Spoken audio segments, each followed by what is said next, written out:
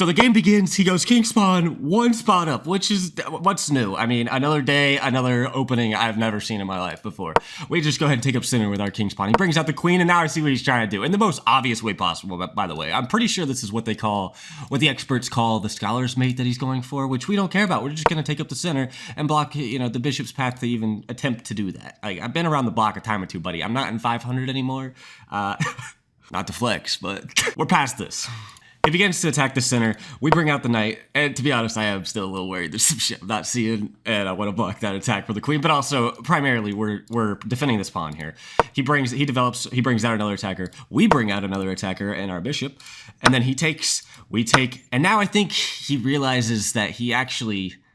I think his plan was to take back, my knight with his knight. I take back with bishop. He takes, and I don't think he realized my queen was there. And I think now he is realizing that, because this would be a weird trade to offer up.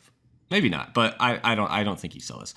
Now he goes ahead and checks. Normally I would block here with the knight, because my queen could just come and take it back and develop and keep this pawn structure, you know, nice and tidy, no double pawns. But because of the reason I just talked about, this whole exchange here requires my queen to see this. If my knight were to go here, it blocks in my queen, which is problems. So I go ahead and move the knight here. He moves the knight in a, I'm not even gonna try to explain why his knight's there. I have no idea. We go ahead and I'm honestly not going to try to explain this either. I don't know why this is here. We bring up my bishop here. He immediately pressures. We go ahead and take the knight. Honestly, I think my mindset was just to take the pressure off the center. I don't know if this is the right rationale. But he doubles up his pawns. You know, this looks ugly over here. You know, gross. We go ahead and ask if this bishop wants to fuck around. He does not, indeed. I'm kind of happy about that. Backs up. And we move the queen out here. Now, let me explain myself. I swear there's a reason behind it. We have ideas to bring our bishop here and fork these two. Because in my stupid little brain, I see that the queen can't go on this diagonal. Queen can't go here because of this pawn. Queen can't go back here because the bishop would take. Queen can't go here because of this pawn. Can't go here because of the knight. And I just see a smattering of squares that the queen can't go to. And I think if I go here, oh, the queen is trapped. That was my rationale. Obviously wrong. It just hangs the knight. Thankfully, he does this and redirects my Simpian brain to actually have to address this and not go through with this plan. I have to figure out, you know, an alternate plan to deal with this knight being down here. Also, another little beginner tactic right here he's trying, which is kind of, it looks similar to how the fried liver works. Obviously wouldn't work because this bishop it would just take back, slash king could just move. It wouldn't work in this position, but you know, I don't like any of this. And matter of fact, if he thinks I'm gonna castle kingside with all this over here, he is on crack. Okay, absolutely not. We go ahead and castle queenside. He brings out his bishop and we go here, which is a bit of an iffy move. Ugh. We take back with pawn. He pushes his own pawn. Now, my queen should never have been up here in the first place, but it's also a little bit trapped. It's starting to get in tight waters here. So to get it out, I decide to go here, thinking that either A, we trade out queens, which is fine. I do lose a pawn, but that's fine. Or B, and more likely, he takes with his knight and gives me a whole escape diagonal for my queen to get out of the territory it should have never been a part of. He does take, and I realize takes with attack on my rook. Fuck! So now we go ahead and obviously have to defend this rook, but he doesn't see it. He didn't see it. Or he just, maybe he has a grander plan that I don't see. I doubt that, but he didn't see it.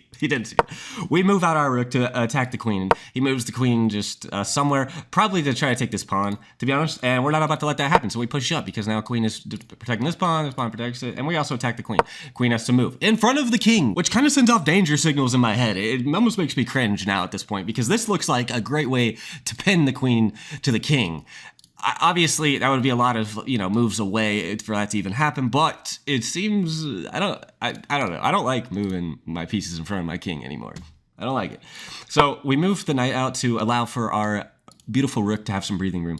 He goes ahead and castles. We push up pawn. He pushes pawn to defend knight. We push up pawn again.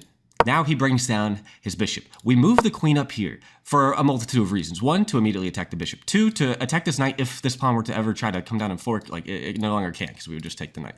And three, the additional benefit is to take, we have this free pawn, but it also attacks this rook. Obviously, right now, guarded by his own rook. We couldn't take. But oftentimes, in my ELO, I've noticed that if you're in a good position, he will do some other shit. Other pieces will get taken. He'll get distracted. And this rook up here will leave. And he'll completely forget about this rook just chilling in the corner. Trust me. I mean, it happens more than you think. But believe me. He ends up taking. We take back with rook. Again, we want to keep the queen here. This is why we didn't take with queen, because we want to maintain these attacks. Also, we're occupying 3 files now. Obviously, this file's guarded by a pawn, but not for long. It gets way worse. He's now forking our 2 rooks.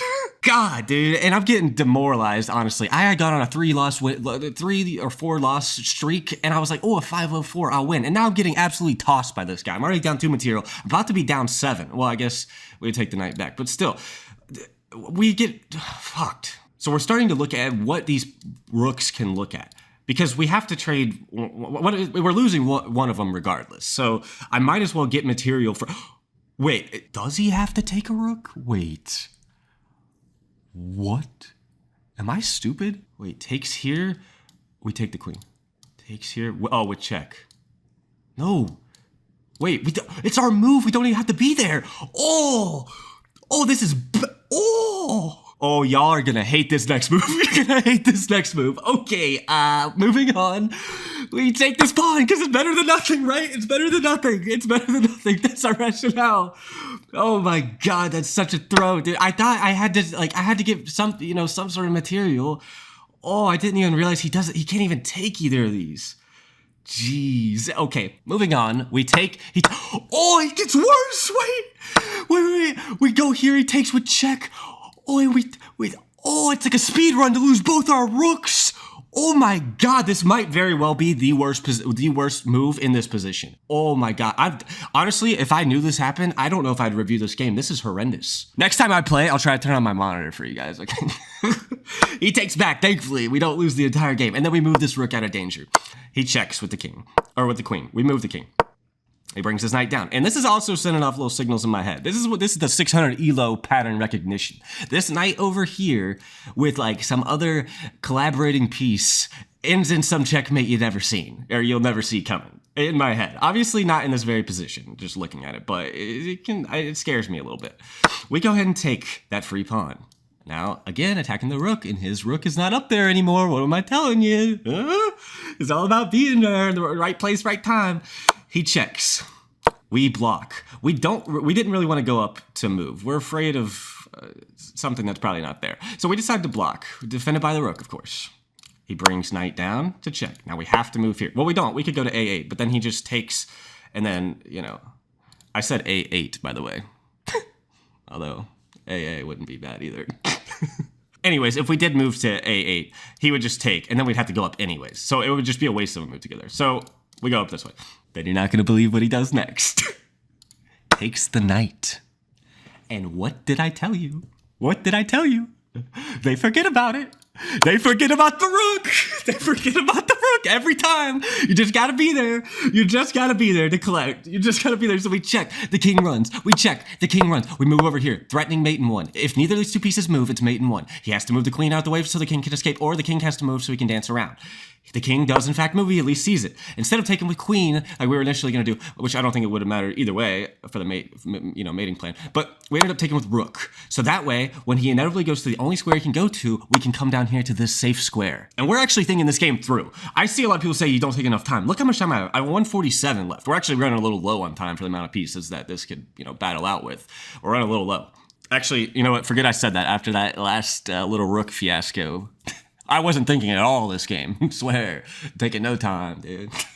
So the king runs. And now we have to figure out a way to continue checking. I'm afraid of this check here eventually if my queen were to move. We don't want to check here because it essentially kind of forces a trade of queens. I guess I could go here, but I don't like it. I don't want to deal with it. So we figure out another creative way to check with the rook.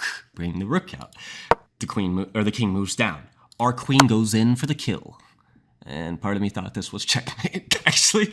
But, rook defending the queen. And now we got ourselves a bacon sandwich here. Because if he goes here with this check, it can put us in a lot of danger. I guess we block, but, I'm not trying to deal with all this. And I don't know. It's...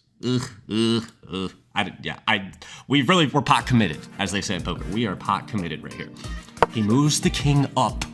and I don't know if you can see it. I don't know if you can see what you're supposed to do here. We're trying to figure out a way to check the king. We can't with the queen at this point. There's no way to check it except let's go on up here, but then we just lose to the pawn. So what's the other way to do it?